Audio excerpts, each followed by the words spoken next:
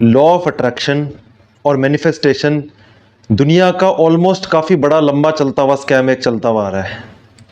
कई सालों से, पिछले 10-12 सालों से ये स्कैम चल रहा है और आज इसी स्कैम को एक्सपोज करने की कोशिश करेंगे। और शुरुआत हमेशा की तरह एक कहानी के साथ करेंगे। तो बात है अफ्रीकन सवाना की। एक जवान हिरण था।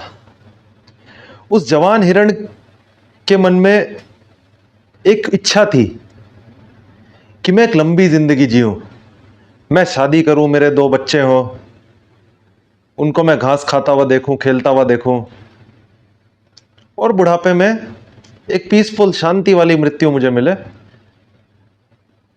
और एक शांति से मेरा जीवन चले। बड़ा सोचता था इस बारे में, महीनों महीनों तक सोचता रहा। और एक अच्छी इच्छा थी उसके अंदर कि मैं लंबा जीना, ऑब्वियसली सबकी यही इच्छा होती है। तो उस जवान हिरण की भी सेम इच्छा थी। अब प्रॉब्लम क्या थी कि एक बार वो जंगल में ऐसे ही घास चर रहा था तो शेर अचानक से उस पर झपटता है। शेर छुपा हुआ था झाड़ी में, अचानक से उसके ऊपर झपटता है और जैसे ही झपट्टा मारता है शेर, तो हिरण ने आव ना देखा तब सीधा भगना शुरू। और उस जवान हिरण की किस्मत अच्छी थी क्योंकि जवान था और वो जॉगिंग डेली करता था और वो एक अच्छा रनर था। प्रैक्टिस उसकी अच्छी थी, इसलिए वो बच गया। तो वो तो एक फिट और एक्सरसाइज करने वाला हिरण था, इसलिए वो बच गया। पर नॉर्मल कोई हिरण होता तो वो पक्का खाया जाता। तो उस दिन उसने एक बात सीखी कि मेरे विश करने से कुछ नहीं होगा। मैं अपने आप को जॉगिंग करके, मेहनत करके अगर अच्छा बनाऊंगा तभी कुछ हो सकता है। मैं अगर अपनी स्पीड पे डेली वर्क करूंगा तभी कुछ हो सकता है। मैं आलसी की तरह ज्यादा खाना खा के पड़ा रहूंगा तो दिक्कत आ जाएगी। ये उस यंग हिरण ने सीखा और उसको समझ आ गया कि ये विश करने से कुछ मिलने वाला मुझे है नहीं। तो इस कहानी से हमें क्या सीखने को मिलता है, उन 3 पॉइंटर्स की तरफ आते हैं। सबसे पहला पॉइंट ये बनता है अपना कि universe doesn't owe you anything. अब लॉ ऑफ अट्रैक्शन में ये बोलते हैं कि अगर किसी चीज को शिद्दत से चाहो, शाहरुख खान की मूवी के डायलॉग जैसे आते हैं, तो पूरी कायनात उस चीज को तुमसे मिलाने में जुट जाती है। फिल्मी डायलॉग है, सुनने में बड़ा मजा आएगा, एनर्जी आपके अंदर जगाएगा, पर उसके अंदर रियलिटी होगी बिल्कुल जीरो। उसके पीछे कारण है कि डिजायर कोई कॉन्ट्रैक्ट तो है नहीं। मैंने यूनिवर्स से कोई लोन तो ले नहीं रखा कि जब मैं डिजायर मांगूंगा तो मुझे वो मिलना चाहिए। इधर कोई कॉन्ट्रैक्ट बना हुआ नहीं है। तो यूनिवर्स आपको कुछ देगा, कुछ आसमान से कुछ टपक जाएगा, जब आप नहीं एक्सपेक्ट कर रहे होगे तब अचानक से कुछ हो जाएगा। सुनने में अच्छा लगता है और जहां भी कंफर्टेबल झूठ बोला जाता है वो लोगों को पसंद भी आता है और आना भी चाहिए, क्योंकि जिंदगी काफी मुश्किल है, अनसर्टेनिटी बहुत ज्यादा है, तो वो लोगों को पसंद आ जाता है। पर वास्तविकता में ऐसा कुछ नहीं होता। वास्तविकता में आपको कोई चीज मिलने में एक तो आपका खुद का एफर्ट है, दूसरा मैटर यह करता है कि आपके सर्कमस्टेंसेस कैसे हैं, और तीसरा मैटर करता है कि आपका लक किस तरह से प्ले आउट करता है। ये तीनों चीजें जब कंबाइन होती है तब शायद आपको कुछ मिल सकता है।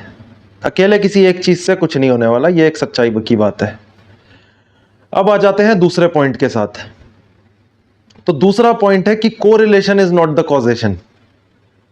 कि कई बार लोग बोलते हैं कि हमने मैनिफेस्टेशन शुरू किया जिससे हमें यह रिजल्ट मिल गया, पर वो रिजल्ट उनके मैनिफेस्टेशन की वजह से मिला या इस वजह से मिला कि उन्होंने उस चीज के बारे में थोड़ा पॉजिटिवली सोच लिया और एक्शन भी उस डायरेक्शन में ज्यादा बढ़ाने शुरू कर दिए।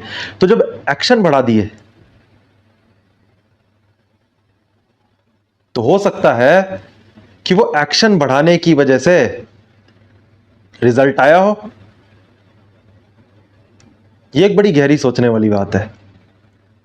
प्लेसिबो इफेक्ट बोलते हैं ऐसे कि कॉजेशन कुछ और है बट मुझे कुछ और कॉजेशन लग रहा है। प्लेसिबो इफेक्ट है, रियल इफेक्ट नहीं है। तो इस तरह से भी लोगों को कई बार भ्रम हो जाता है कि मैनिफेस्टेशन काम कर रहा है जबकि नहीं कर रहा होता। अब आ जाते हैं तीसरे पॉइंट की तरफ कि ये मैनिफेस्टेशन किन लोगों को बेचा जा रहा है।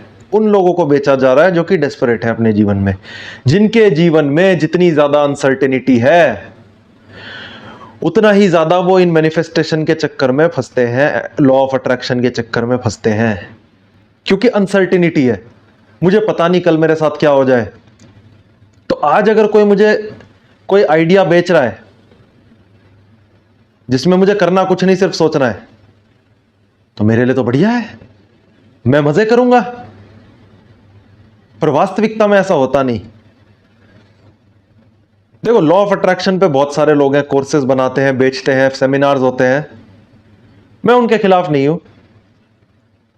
क्योंकि अगर जनता मूर्ख बनने को तैयार है और पैसा फेंकने को तैयार है गलत जगह,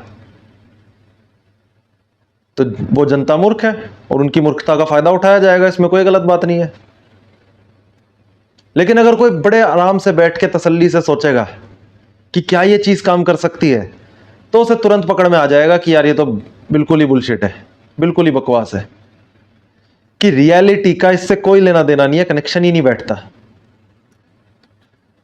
और जो बंदा परेशान है, इमोशनली वीक है, वो इन चक्करों में फंस सकता है और वो फंसता है।